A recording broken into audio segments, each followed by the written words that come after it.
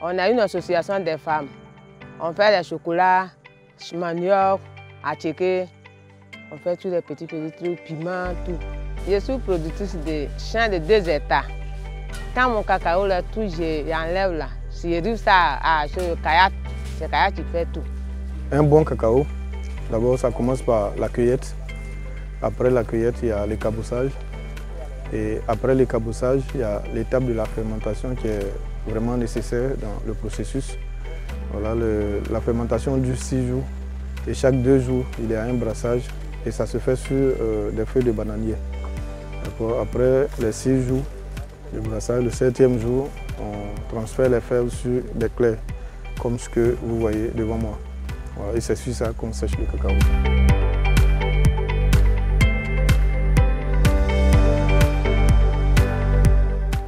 Ici, nous faisons le cacao Rainforest, Fairtrade et cacao membre ordinaire.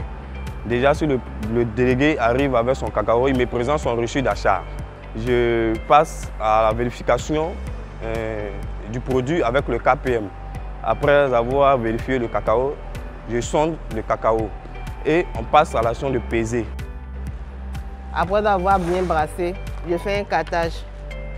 Je prends une partie du cattage que je vais aller faire mon analyse avec. J'ai le Decay John qui me permet de déterminer l'humidité de l'échantillon en question. Je prends 300 g de l'échantillon recueilli. Je vais faire le drainage, la coupe pour déterminer les différents défauts qui se trouvent dans l'échantillon en question. On a décidé de faire les dragées avec ces fèves de cacao. On les concasse et puis on les fait un peu de sucre dedans. On a une machine, on a une pesette pour peser, pour mesurer, pour voir combien de kilos et combien de grammes nous vendons à 500, 1000 francs, 2500. Voilà comment nous transformons ici nos produits à Kayat.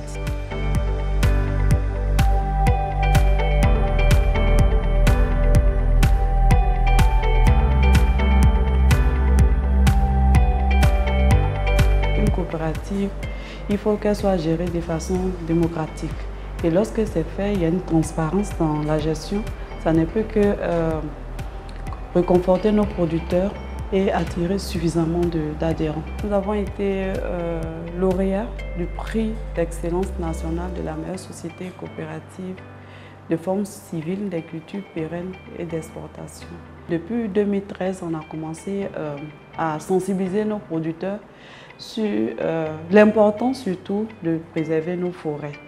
Et c'est à partir de là qu'on a mis une pépinière en place pour pouvoir produire des plants d'arbres d'ombrage, des plants fruitiers, pour pouvoir encourager nos producteurs vraiment à faire cette agroforesterie. Nous sommes à plus de 1000 hectares de plantations où on pratique l'agroforesterie. On ne peut pas faire du cacao durable sans respecter les droits de l'homme, sans respecter l'environnement dans lequel nous vivons et sans toutefois parler d'économie. C'est pourquoi nous mettons un point d'honneur en mettant toute une équipe pour pouvoir faire cette traçabilité, pour montrer que le cacao de Kayat est un cacao responsable, respectueux, non seulement des droits de l'homme, mais aussi de l'environnement. La société coopérative a été créée depuis 2010 avec 283 membres. À partir de 2012, 2013 et 2014 que Kayat a commencé à avoir son ascension. Et aujourd'hui, nous nous trouvons avec 3318 membres dans 55 sections.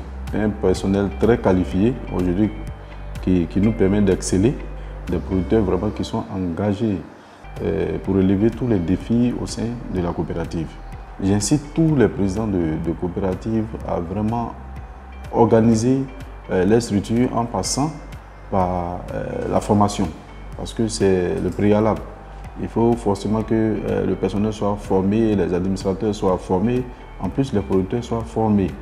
Alors, si on a tout ce package-là, je pense qu'on peut relever tous les défis.